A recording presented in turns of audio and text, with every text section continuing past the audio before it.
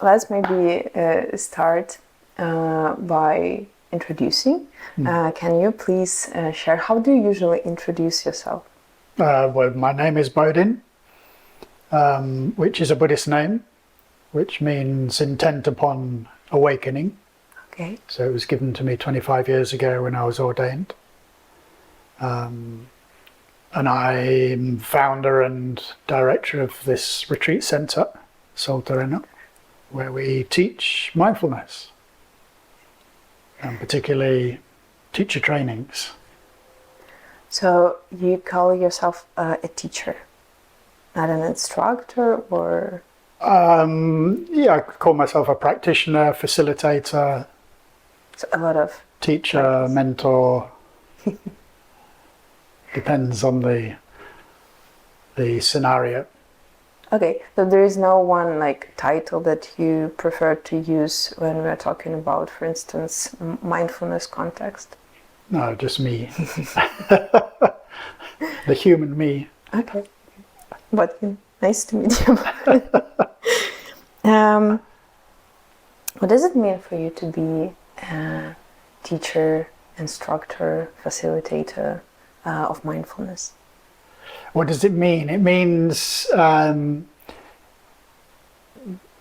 sort of dedicate my life as much as possible to my name, which is awakening, which means to wake up to how things really are. And that requires awareness. So mindfulness is awareness. We pay attention. We get curious about our experience so that we can understand it in a more deeper, meaningful way. So to have a way of teaching other people that, to helping other people with their path, it helps me with my path. So it's a sort of win-win, as the Americans like to say. We, by the way, talked with Alma yesterday about the difference between teacher and a guide and a facilitator. Yeah. So, is there any difference for you, and how do you prefer to call yourself? And if we are teachers, can we like help really people to be awakened or on their path? We can hold their hand, as it were. This is the way I like to think of it. We can help them help themselves. So I've got no ability to help them directly, but I can certainly help them to help themselves. By what means? By a series of practices and by inquiring about those practices, inquiring about their experience, and getting into dialogue and communication with them. And hopefully that becomes an unfolding journey in itself, which can be revealing and useful for both parties. Do you remember how you found out for the first time about mindfulness and particularly MBSR? They were quite different time scales. So first of all, mindfulness came into my life through the Buddhist pathway. So I was in London working in television, happily stressed in my mid-20s, but realizing it was not really sustainable. I needed something to balance my life. In those days, MBSR didn't exist, at least not, I wasn't aware of it. So I knocked on the door of a Buddhist centre in London, the London Buddhist Centre, and learnt to meditate. And the thing with the Buddhist centre is that you get a lot more than just the meditation. You get the whole Buddhist philosophy, way of life, etc. And that was all too much for me at that time. And so I stopped for about 2 years and then realised I missed it. And in that process, I'd started to live in Spain. So this particular group has a retreat centre in Spain, so I wrote to them and I said, can I come and visit? And they said yes, and I went to visit them. It was in winter, and there was just 2 people there and me, and we just were living together and talking and meditating together in quite an intense way, and that sort of got me back into meditation. It was kind of a temple? Yeah, it's a Buddhist retreat centre. Yeah. So we don't use the word temple, but yeah, you could do. So there are a lot from the Buddhist culture as well, and the Buddhist philosophy. Yeah. Like, can you call yourself a monk, a Buddhist monk? In Buddhism, there are monks, and there's people who aren't monks. Some of the Buddhist schools, it's a monastic ordination, so you get ordained and you become a monk. In this particular Buddhist community, it's not like that. We don't have it's not a monastic ordination. So I don't call myself a monk. We have a title, but I don't really use it. It's Dharmachari, which means one who is walking the path. Wow. Dharmachari, Dharmacharini, if it's a woman. Can we say that everyone is Dharmachari, or you should do something in order to be called that way? Yeah, you need to define all words that need to be defined. The way we define Dharmachari, it's after you've been ordained. Okay. So it's someone who's been ordained, and someone who's been ordained is a sort of a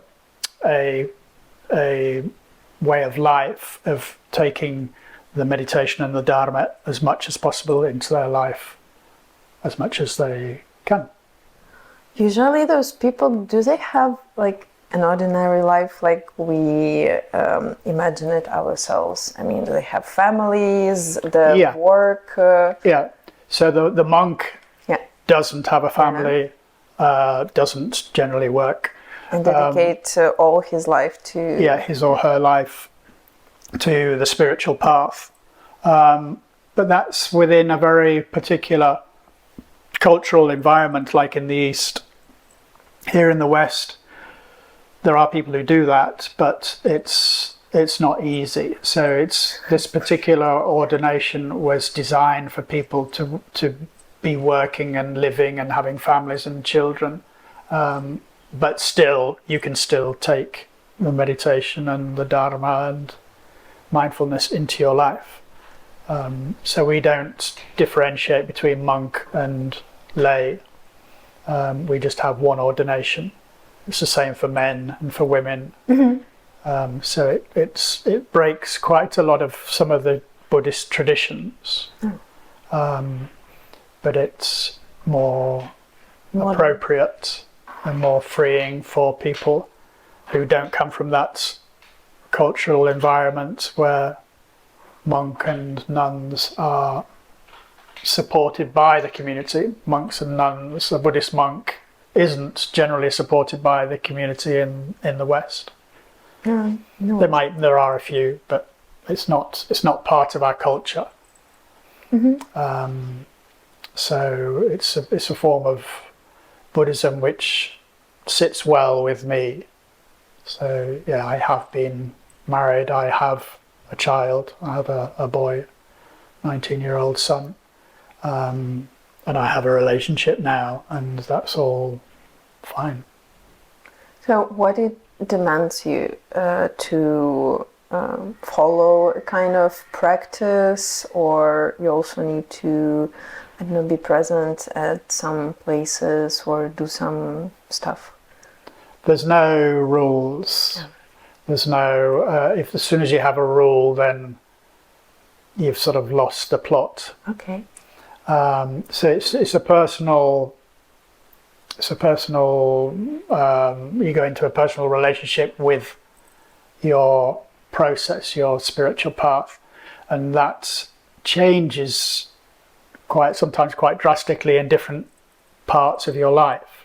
So I had a period of my life where I was more monkish, more like a monk. And I've had other periods when more like a knot, not like that. So there's no particular rules that I have to follow or obey. I have a relationship with the community.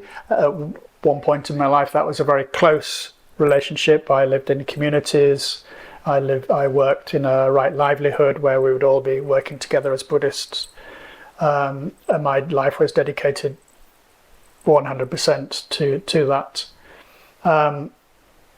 But that phase sort of came to a natural end for me, and I set up this place, which is a retreat center. So it's very similar, but it's more of an individual project. Yeah. Right. I found it due to my neighbors. So these neighbors here. Okay. I lived in Valencia, in the center of Valencia, for 10 years. And there I met people, and one of the people I met is called Ana Morera, and she's from this area. And after having lived in Valencia for many years, she returned to this area and found some land to build a house, and found her partner and had a child. And I came to visit them. And I was looking for somewhere, and I couldn't find, it was not easy to find somewhere To live. To set up a retreat center. So you particularly had an idea of Yes. Creating such a place? Yes. In Valencia, I was in charge of running retreats, so I would typically rent a place in the countryside. But we'd often end up meditating in a garage, or we'd end up meditating, I remember once, underneath boar heads, wild pigs hanging off the wall, because it was a hunting lodge. So it wasn't easy in those days to find an appropriate place. So I always had it in my mind, well, one day I'll set up my own retreat center. Why you wanted to create such a place? What was your aim? To be happy. When I went in those days, when I would go on a retreat for a weekend, a week, a month, 4 months, whatever, the time on retreat for me was very pleasant. I was very happy. For the first time, with no drugs, no alcohol, and I was in with other people and been able to relate to them in a way that was very natural and happy. So it was like, well, I don't want that to stop, because then you'd go back to your normal life. So I always had the idea, well, I want to keep that going. So setting up my own retreat center seemed to be the way for that to happen. And did you have a concept of how it should look like, or what you will do here? It was quite vague at the beginning, and I was happy for it to be vague. I wanted it to sort of unfold naturally and organically. So first of all, I wanted a place in the countryside, but not completely remote. And I wanted it to have views, which this place does have. So this place, it had the right ingredients. There was no buildings here. So I bought land they had trees on. I had olive trees, almond trees, cherry trees. And it's in the classical sort of Mediterranean landscape of terraced land with views. Had water, didn't have electricity, but that didn't worry me. But it needed to have water. So here I am. So I built it all myself from scratch. So it's laid out.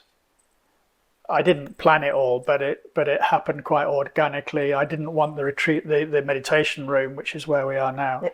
I didn't want this attached to the house. I wanted it well away from the house, where you don't hear people going to the toilet or having an argument or whatever. So this meditation room is separate from all other parts. And it's not round; it's octagonal. It's an octagon. We did a lot of retreats before, and we built a geodesic dome, which are more or less round, but they're not.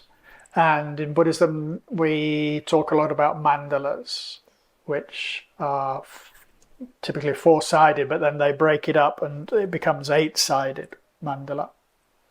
And you always enter from the east. So this room is orientated toward the east, which is that direction. The sun comes up into the room through the door. We come in through the east, and then you've got all the other cardinal points in this wooden built building specially for meditation. So we built it in phases, and we would do rituals and put in Buddhist imagery and figures into the floor, into the walls, into the ceiling. So it was built with a definite intention. And since then, that was in 2008, we've done a lot of meditation in this room. I should say it feels like this place had a lot of nice vibes, I don't know, meditations or prayers. Yeah, Like this. yeah, it's had a lot of practice. It feels, I think people can feel it. Yeah. And it helps a lot. Yeah, quite a lot of people comment on how they feel when they come in.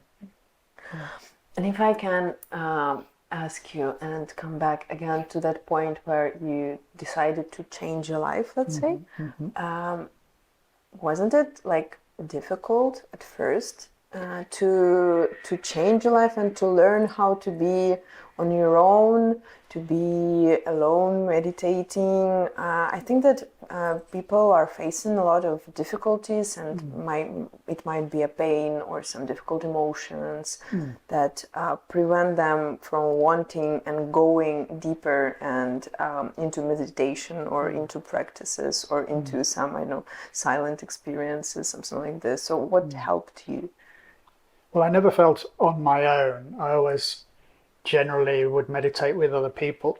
Well, I also meditate on my own, but I don't feel on my own. So it's not, I don't feel lonely or anything like that when I meditate.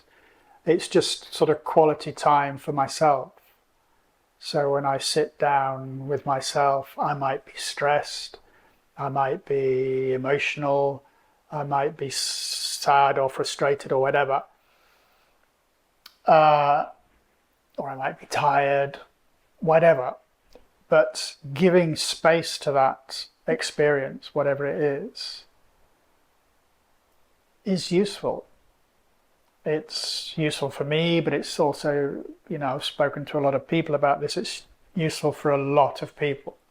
Maybe not everyone, but certainly a lot of people. Just giving themselves some space to feel whatever it is that we're feeling is useful. I'm interested in this question, whether mindfulness and MBSR for you, what is it? It's a kind of a technique, an instrument, a tool, a practice, or maybe it's a style of living, or how you can define what is it for you?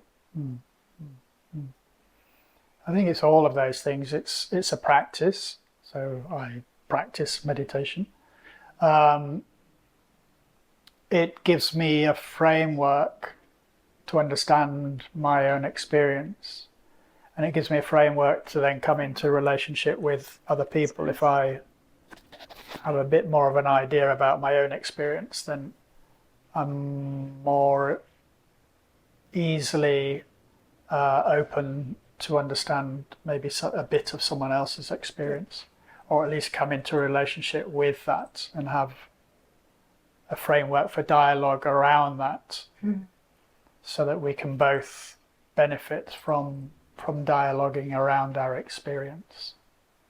I think the most particularly MBSR, mindfulness-based stress reduction, it came to me like 15 years later than, so I'd learned meditation, but it was 15 years later that I came across MBSR. But it still was very useful to me because it has a particular way of focusing in on giving you tools and practices to be with the unwanted, The difficult. the difficult, the uncomfortable.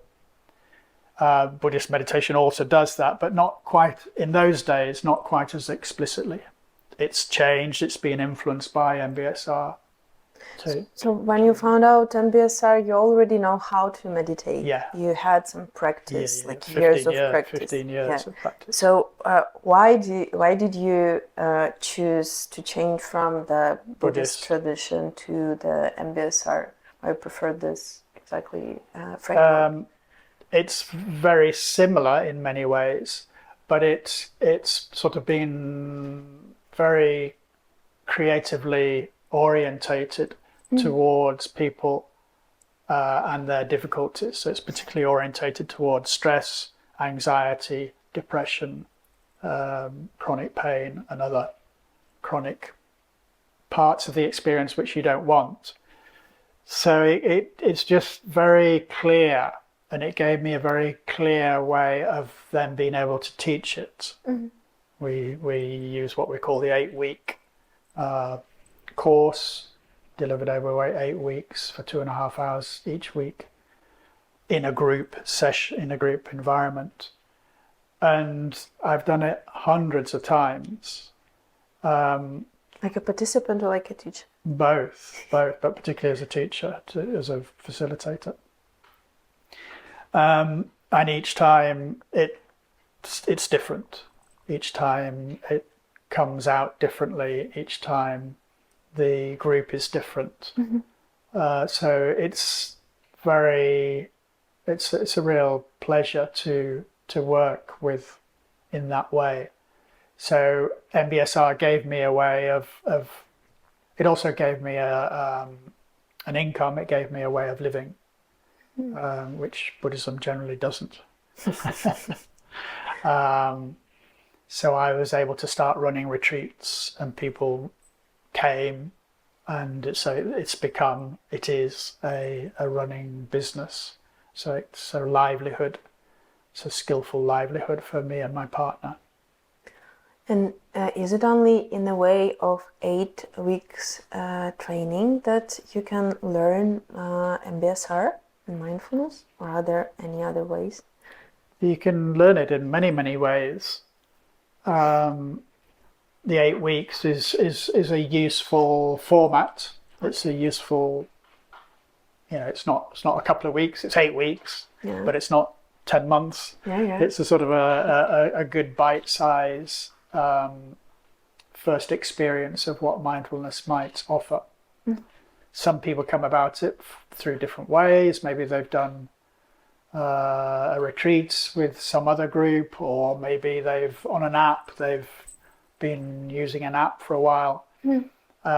These days there's many different doorways, but when people finally come into this particular door and into the 8-week course, it is proven time and time again that it is just a useful framework. So it works. If someone asks you what is the essence, like in 2-3 phrases, the essence of MBSR for you? It's to learn to be with our difficult parts of our experience in a more accepting way, less of a fighting way, and to bring out the pleasant, to give space to the pleasant, which we often don't give space to either. So giving space to the pleasant and learning with awareness to choose. So it's giving me choice and freedom. Does it help you on your way to or of awakening? Yes. In a way, awareness is at the center of the Buddhist practice, and it's the center of MBSR. So in that sense, they're very similar. It's also similar if you're atheist, Jewish, Muslim, Christian, because at the center of all of those religions, you need awareness. You need to be aware to orientate your prayer or your beliefs. So it's universal in that sense. It's not just Buddhism, but Buddhists have been very skillful at giving us those tools, and MBSR has sort of taken that and expanded it even more appropriately for modern busy people. And let's say if a person never heard of notion of awareness, what does it mean? How can you explain it, or I don't know, try to share your like what is it to another person? Good question. We're all aware. We all know what awareness is. By being human, we are aware. We can look at a flower, we can look at the sun rise, and we know we're looking at a flower, we know we're looking at the sunrise. I know I'm looking at your face. I know that I'm here in this room talking to you. So awareness is universal. At the same time, our busy lives make us quite automatic in many ways. I can be living in the city centre and going through life, being very busy and very active,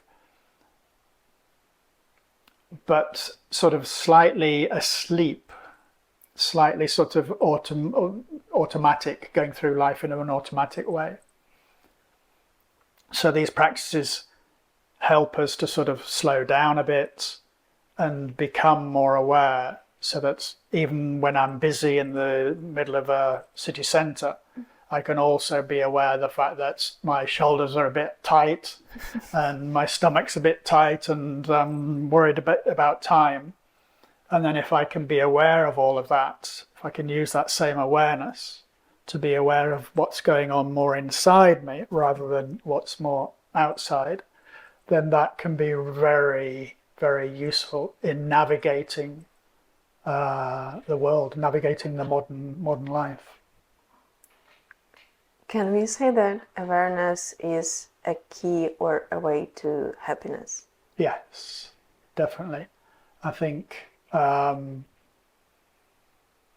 be in a different relationship with the uncomfortable, with yourself, maybe. And to be giving more space to the pleasant and joyful and beauty that's in the life will generally, those two things will generally lead towards happiness, towards more of a happy state of mind and body. What would you recommend, or how would you approach to such a states of mind or conditions, or I don't know, situations when a person is deeply in a, I don't know, in a depression or in a negative thoughts, or how to approach it? So the way that we're built, our nervous system tends to be feedback loops. So we can get into a negative feedback loop. So I can wake up one morning feeling a bit sad, and then the way I'm going to perceive the world that day is going to be a bit negative. So then you say something to me and I perceive it as not nice, and then that builds on my unhappiness and so we get into a sort of feedback loop. The more I feel that, the more I'm going to perceive like that, and we're stuck in a feedback loop. So that's a sort of depressed person, they're stuck. There's sort of nothing inherently wrong with that person. They just got stuck in a feedback loop. So mindfulness helps us come out of that feedback loop just into the present moment. So here, now, I can feel my legs, my knees, they're just slightly sore. The room's slightly too warm for me.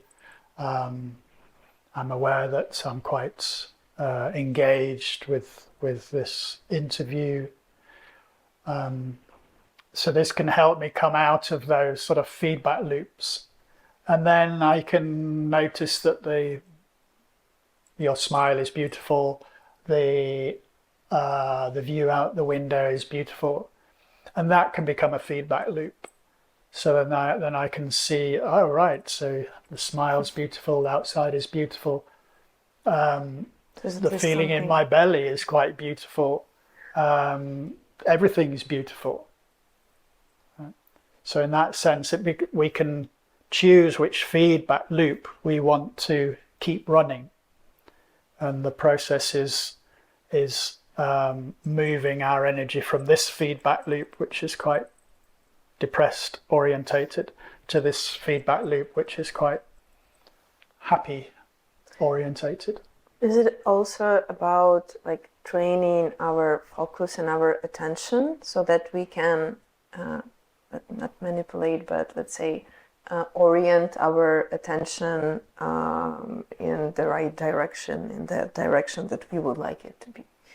Yeah, we can choose. At the same time, we have to be a bit careful. We can't. It's dangerous to repress if there's something difficult in my life. There's a danger to repress that and only think of the beautiful.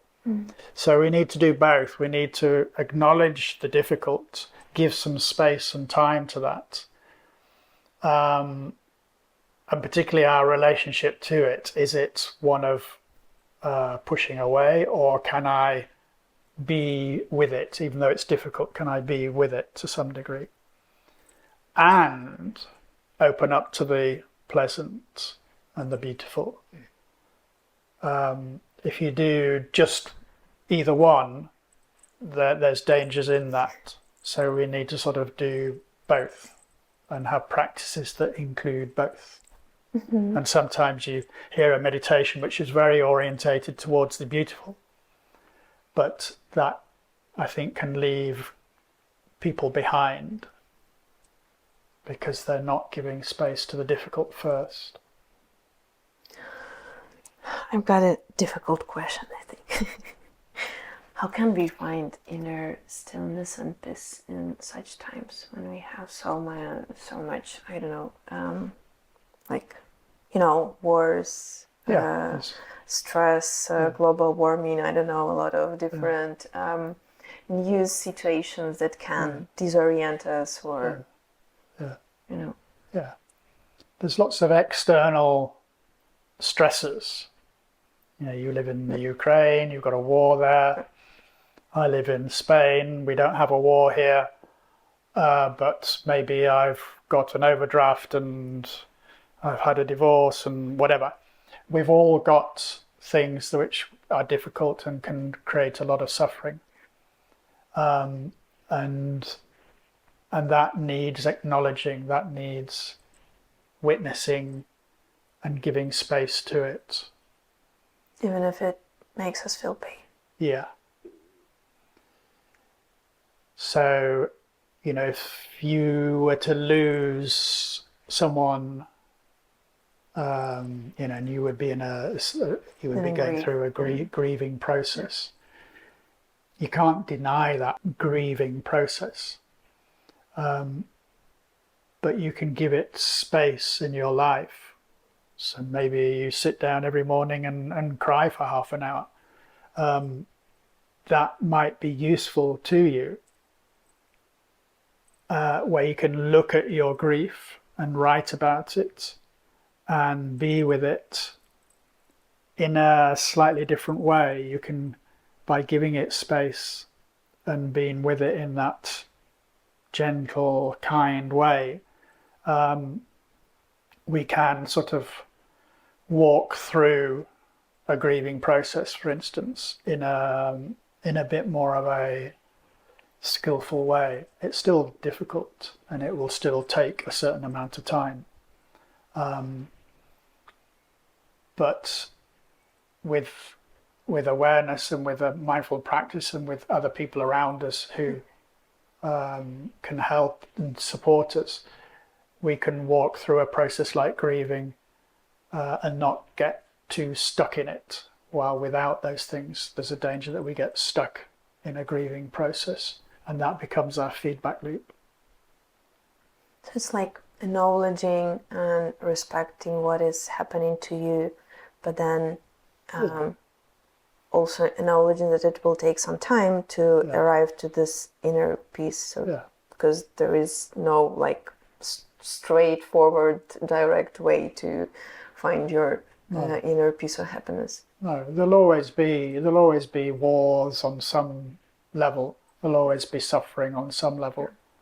There'll always be the difficult on some level. There'll always be world leaders that I don't want them to be world leaders. But it's what do I do with that? What do I do with the fact that there is a war that I don't want to be happening?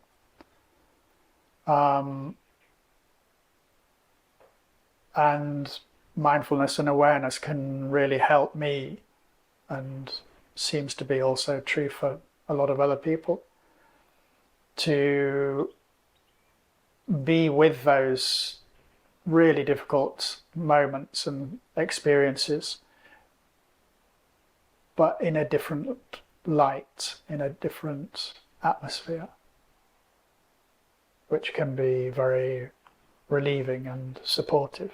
Like a different approach. Yeah. You told a few times about their community.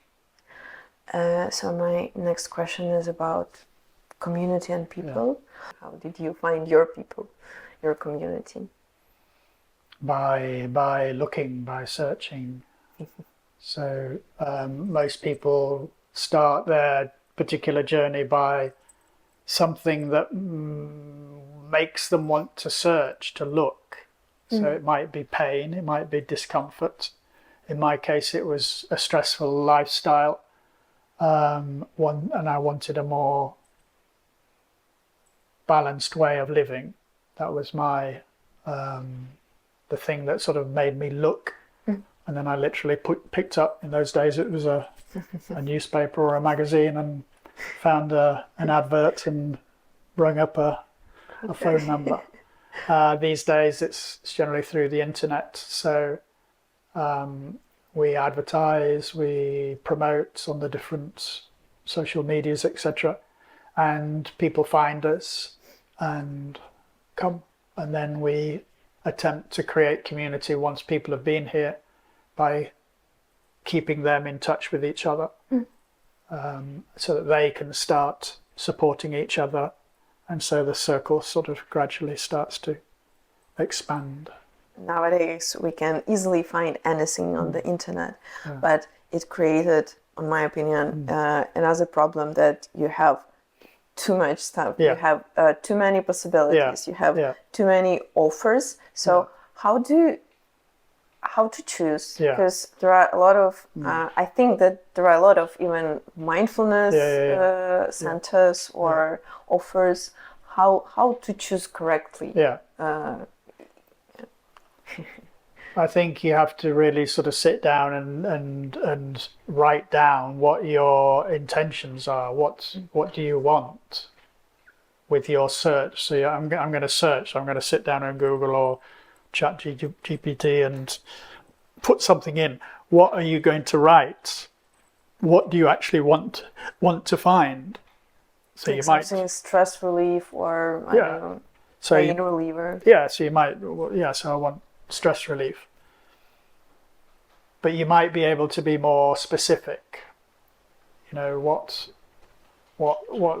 of the 100,000 offers that you will receive, what's more attractive to you at this moment? Is it more of an app on a phone? Is it more of a long retreat? Is it more of a something to orientate you to teach other people?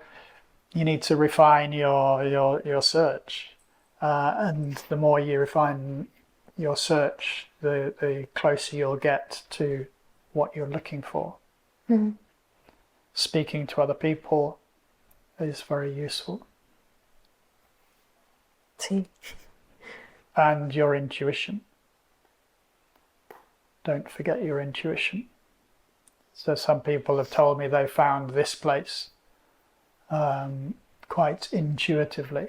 You know, they had maybe offers that seemed more attractive at other places, but there was something about the place or the people here that they felt resonance with, so they came here.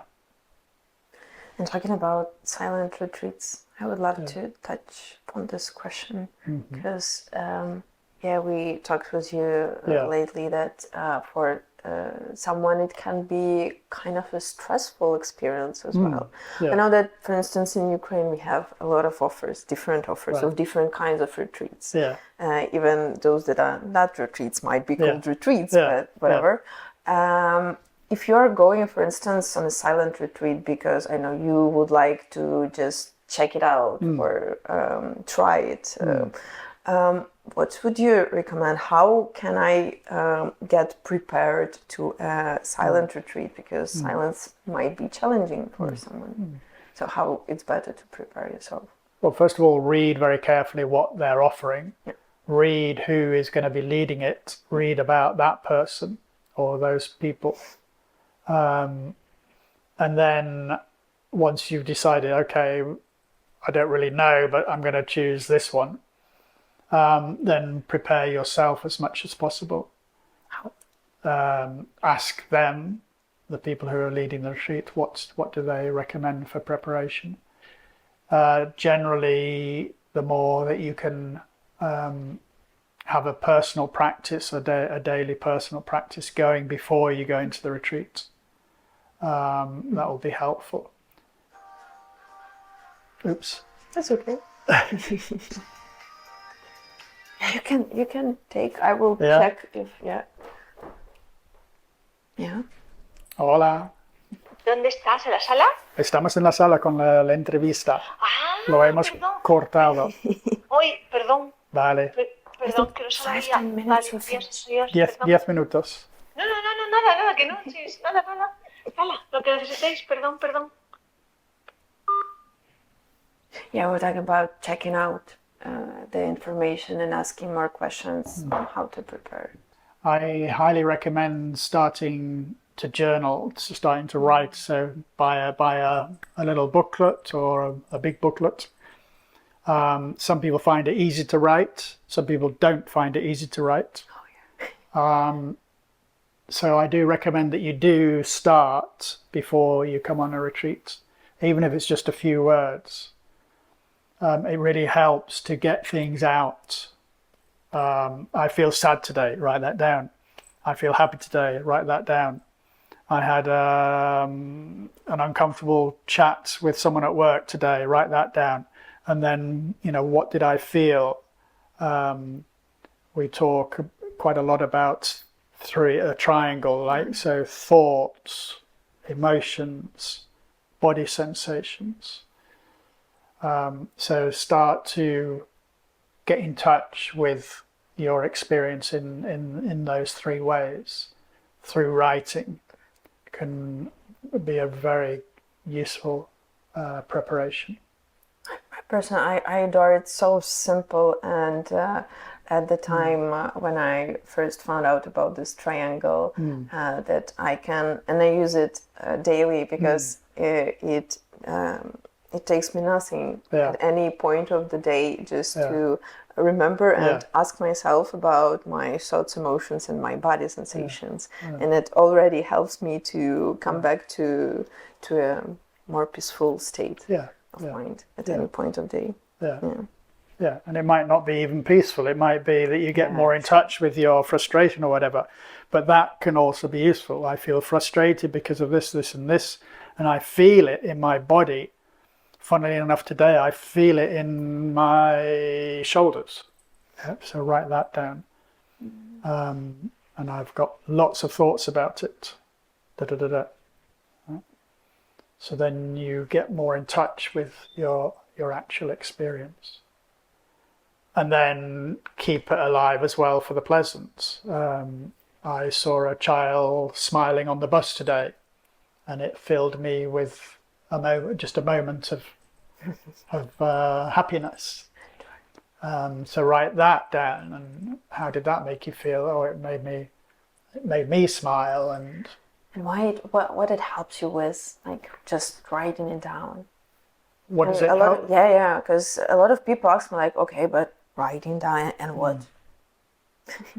If we don't write it down, we tend to see the child smiling on the bus and think, oh, that's nice. And then it just goes. It's just gone. We're on to the next thing, whatever that might be. So writing it down sort of, it's like we take a pause. We go, okay, stop the world. And you do some writing about it. So it gives more space to that experience. And if we give it more space, then there's more of a possibility of sort of processing it. While if it's all just too quick, everything becomes sort of automatic too soon. We live in an interesting world. What would you say to a person that tells you that I don't have time to write or practice? Yeah, I'd say I totally appreciate that. I sometimes say to myself, I don't have time either. And how do you find time? Generally through pain. I have an argument with my partner or something, and that makes me go and write. Because how can we be so different? And I need to write about that. That's nice. Or maybe it's the other extreme. Maybe it's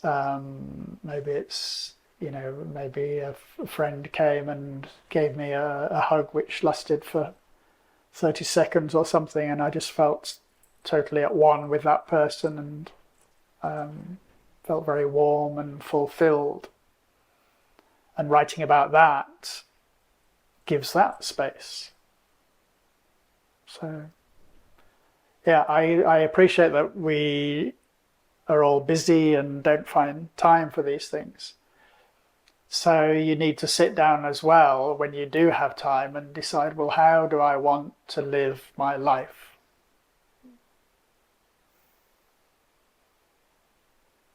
And do a bit of writing about that. And out of that, you might find that things become a bit clearer about motivation for some things and not for other things. Three short questions to end. So, what is the most valuable or important thing you learned from mindfulness or MBSR? To sit with the difficult and don't do anything. Don't do anything. Okay. If you can offer one practice to every person on earth, what would it be? A breathing space, what we call a breathing space. So a very short meditation, typically 2-3 minutes, where we just sit or stand or whatever, and just maybe close our eyes. We can do it now if you want. Close our eyes or not, or keep them open. But take our awareness inwards rather than out. So I'll be mainly looking at you and thinking about these questions. And now I take my awareness in and realize my head's feeling a bit hot.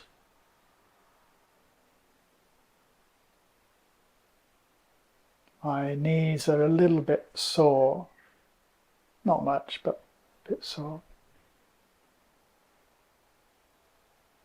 So I'm going to gather my attention onto something like my breath or the contact with the ground, what we call an anchor. I'm going to take my attention onto an anchor. So breathe for a few breaths.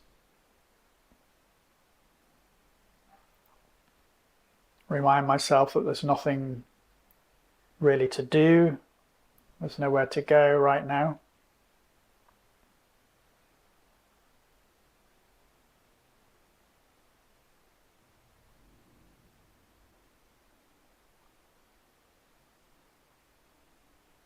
And then take this awareness into the whole of my body. And notice that there's maybe areas which are a bit tight and constricted.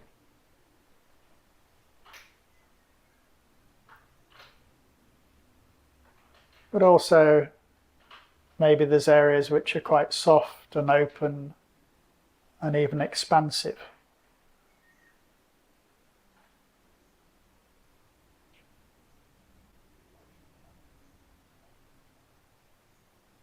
So acknowledging both of those.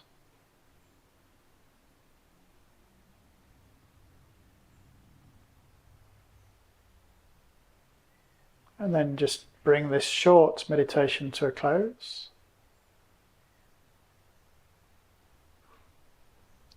Maybe open our eyes. And maybe that's been a useful short practice for you. It was. Thank you. What would you like to learn in your life? What would I like to learn in my life? Sitting with conflict with my partner. It's still an area of teaching and learning. Thank you.